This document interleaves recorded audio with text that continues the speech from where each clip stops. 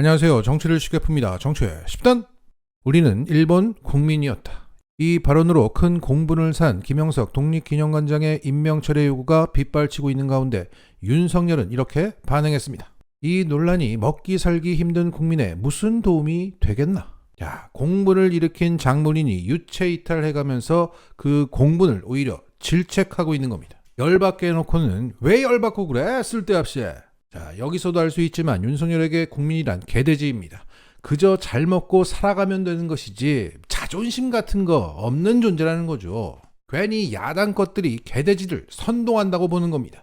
이 빌어먹을 인간에게 조국혁신당에서 오늘 일가를 날렸습니다.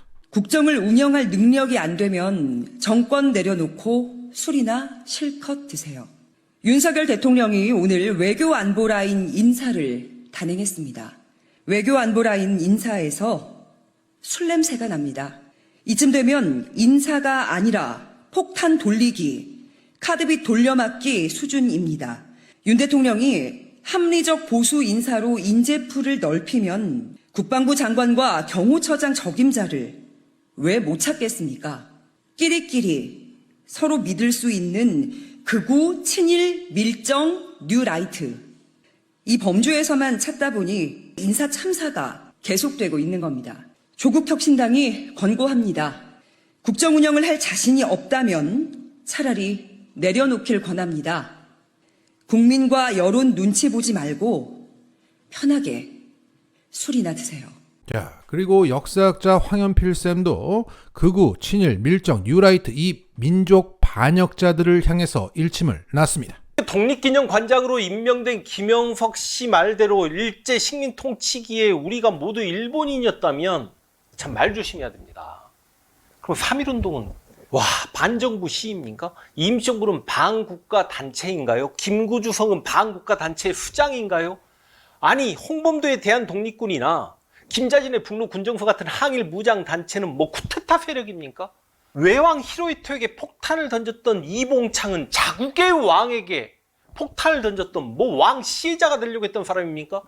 상해 홍콩공원에서 도시락탄을 던졌던 윤봉길은 테러리스트인가요?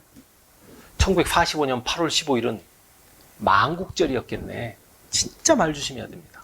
그리고 오늘자 MBC 클로징 멘트는 가장 크게 회자되고 있습니다. 논란 많은 인사들에 대한 광복회의 반대를 두고 대통령실에선 마치 독립운동가 후손들이 자리를 못 받아서 그런 것 마냥 격하하는 반응이 나옵니다. 하지만 독립운동가들은 당장 눈에 보이는 게 없어도 나라를 찾겠다는 일념으로 가사는 물론 목숨까지 바친 분들입니다.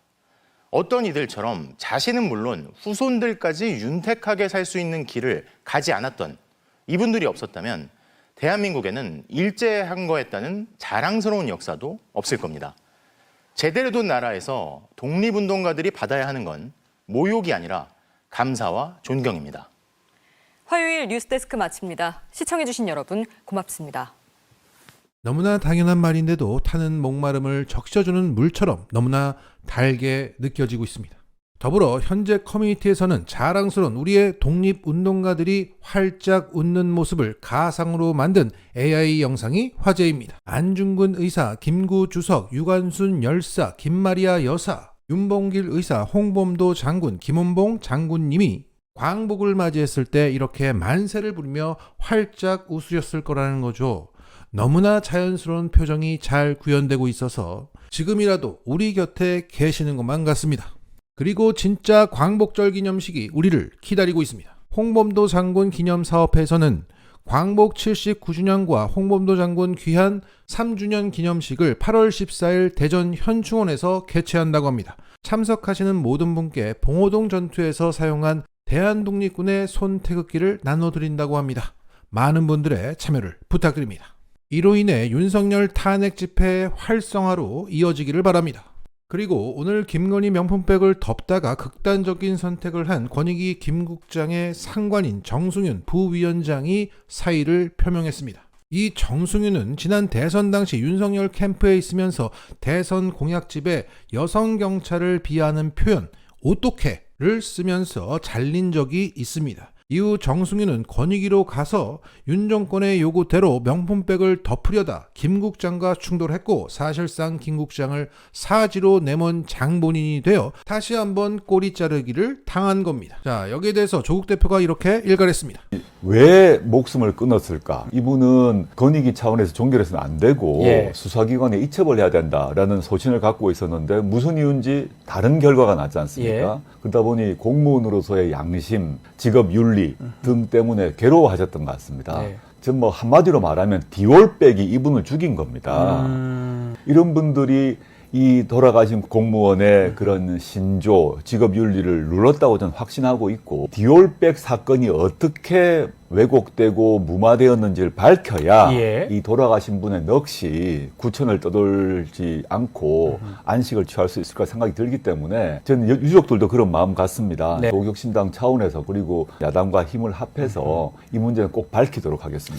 답답해서 숨쉬기조차 힘든 뉴스가 이어지고 있습니다. 이 영상들로 조금의 위안이 되셨기를 바랍니다. 마치겠습니다.